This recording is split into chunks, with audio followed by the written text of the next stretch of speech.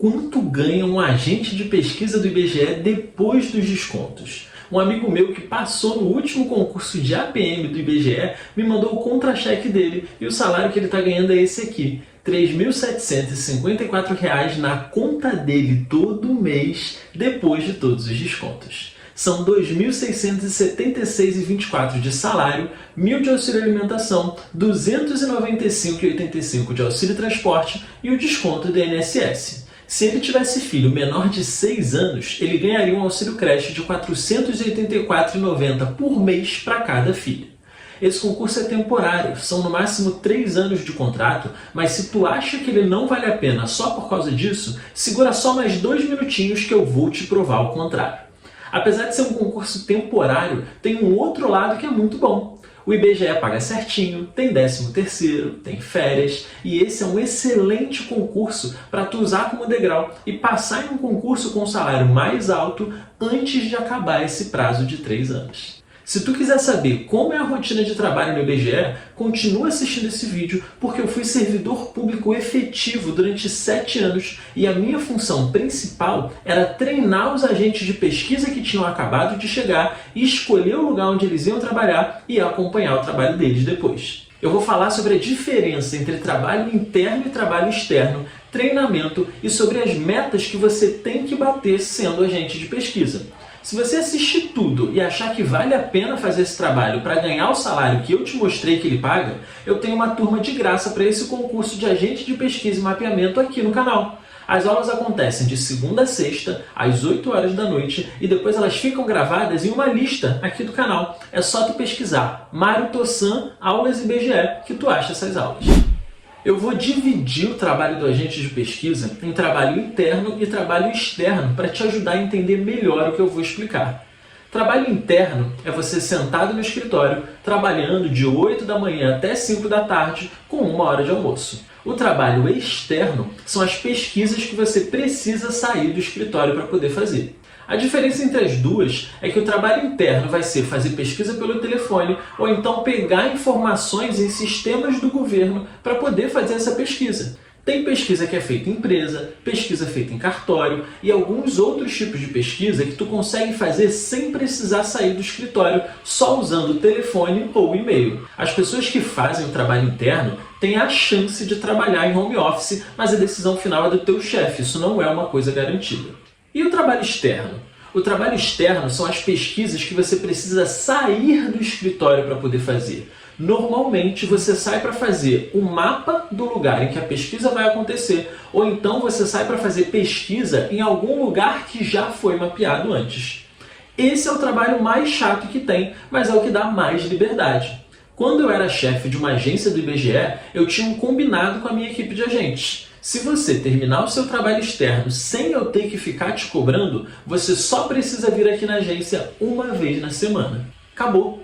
A rotina desse trabalho que eles faziam era ir na casa das pessoas e encontrar as pessoas em casa para poder fazer pesquisa. E isso é um negócio que não dá para fazer de 8 às 5 porque a maioria das pessoas também trabalha nesse horário. Então os agentes tinham que trabalhar de manhã muito cedo, de noite no final do dia, ou então no final de semana para encontrar essa galera em casa. Só que na maioria das vezes dava para achar esse pessoal no máximo até quarta-feira, e aí só ficava uma ou outra coisa para fazer no final de semana. Então os caras que trabalhavam comigo iam lá só uma vez na semana para me mostrar a parte do trabalho que já estava feita, e a maioria deles usava o resto do tempo para estudar para a faculdade ou para um outro concurso com o salário mais alto. Mas isso é como eu fazia quando era chefe. Cada chefe vai ter o seu combinado com a sua equipe dentro do que é permitido pelo IBGE.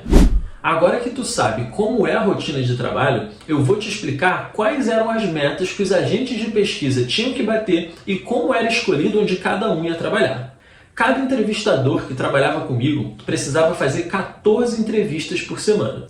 Só que no meio dessas 14 tinha gente que tinha se mudado, gente que não estava em casa nunca e gente que não queria responder a pesquisa porque não acreditava no governo, porque achava que era golpe, tinha de tudo. A meta de trabalho era fazer 3 tentativas para cada pessoa que tu ia entrevistar e fazer o máximo de entrevistas possível. Se a pessoa se mudou, se ela não estava em casa, ou então se ela não quis responder, mas o agente tinha ido lá e feito as 3 tentativas em horários diferentes, a meta dele estava batida. Comigo, não tinha essa cobrança de meta maluca. Tentou em horários diferentes, pediu ajuda do supervisor, identificou esse problema cedo e me avisou cedo para eu ter tempo de resolver de outras formas. Beleza. As únicas pessoas que não ficavam os 3 anos de contrato eram as pessoas que faziam o contrário disso. Ia na casa do morador uma vez só, sabia que tinha um problema e não falava nada, mas mesmo assim existia muita conversa antes de decidir que o contrato daquela pessoa não ia ser renovado. A única coisa que fazia o contrato acabar sem conversa antes era quando a pessoa inventava pesquisa para dizer que tinha ido em algum lugar que ela não foi. Isso é considerado fraude, a pessoa pode responder a um processo penal por causa disso e aí não tem conversa, é fim de contrato. Tudo isso foi para o trabalho externo. No trabalho interno, a maior parte das pesquisas é feita com empresas e tu faz elas pelo telefone ou por e-mail. Tu recebe uma lista com várias empresas que tu vai ter que abordar naquele ano e tu tem um prazo para entrar em contato com o contador da empresa, explicar que eles foram selecionados para responder uma pesquisa do IBGE e mostrar para eles como que faz isso. É claro que tu recebe um treinamento para isso. O que tu tem que falar em cada situação, como tu vai ensinar o contador a responder a pesquisa. A tua meta nesse tipo de pesquisa, normalmente, é conseguir fazer com que 80% ou 90% das pessoas respondam. Só que o trabalho interno tem os mesmos problemas do trabalho externo. Vai ter empresa que não vai te atender, contador que não vai querer responder as perguntas, e aí como é que fica a tua meta? Quando eu era chefe, eu olhava para outras coisas além do número de respostas. Ah, essa empresa não respondeu a pesquisa, mas eu estou vendo aqui que o agente de pesquisa mandou e-mail, fez várias ligações pelo telefone e passou a situação para o supervisor. Beleza, é isso, acontece. Agora, a empresa não respondeu, mas ela nem estava sabendo que tinha pesquisa? Aí não, né? Se o cara não mandou e-mail, não telefonou, não fez o trabalho dele, o contrato é de até 3 anos, mas ele é renovado todo mês. Então, se ele não cumpriu a parte dele do contrato, o contrato não é renovado. Expliquei a rotina de trabalho, as metas, a renovação do contrato e agora eu vou falar sobre a escolha do lugar de trabalho. Cada cidade, cada bairro do Brasil estão dentro da área de alguma agência do IBGE. Quando eu digo agência, é que nem a agência dos Correios. É um lugar onde as pessoas trabalham lá, sentadinhas na frente do computador, onde acontecem as reuniões do pessoal que trabalha externo e onde as pessoas de fora do IBGE podem ir lá para tirar dúvidas sobre o IBGE. Se você trabalha na capital, normalmente você é escolhido para trabalhar na agência que cobre a parte da cidade que tu mora. Se tu for fazer pesquisa com as empresas, vão ser empresas ali daquela área. Se tu for fazer pesquisa com pessoas, vão ser pessoas que moram ali naquela região. E qual é o tamanho dessa área que uma agência cobre? Isso depende se você está na capital ou no interior. Na capital, uma agência normalmente cobre vários bairros. Aqui no Rio de Janeiro, por exemplo, tem uma agência só para os bairros da Zona Sul, outra só para o centro da cidade e por aí vai. Então a maior chance é você ficar ali pela sua região mesmo. Agora, se tu mora no interior, a agência normalmente pega algumas cidades do interior. Toda cidade de interior tem aquela cidade maior que fica a 30 minutos, 1 hora de distância e que é referência para hospital, para comércio, essas coisas. A agência do IBGE normalmente fica nessas cidades maiores do interior. E aí quando tu precisa sair da tua cidade para fazer pesquisa em outra cidade, tu avisa o teu supervisor e vocês vão de carro fazer isso. Se for uma outra cidade que é pertinho, pode ser que tu vá de ônibus mesmo e aí o IBGE também te paga essa passagem. E quem escolhe para onde eu vou, Tossan? A escolha da agência que tu vai trabalhar é feita pelo RH logo quando tu entra. Tu vai dizer o lugar que tu mora e eles vão te colocar o mais perto possível da tua casa.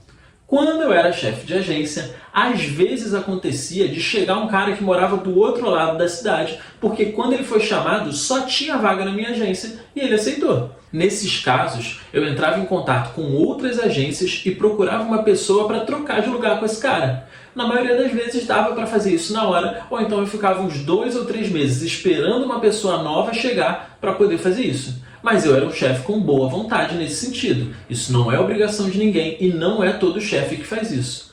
Agora, dentro de cada agência também tem a pesquisa e o lugar que você vai trabalhar aí onde tu mora. Por exemplo, você pode ficar no trabalho interno ou no trabalho externo. Isso de trabalho interno e externo a gente escolhia com base no perfil. A pessoa que fala melhor, que sabe se comunicar melhor, acaba indo para o trabalho externo.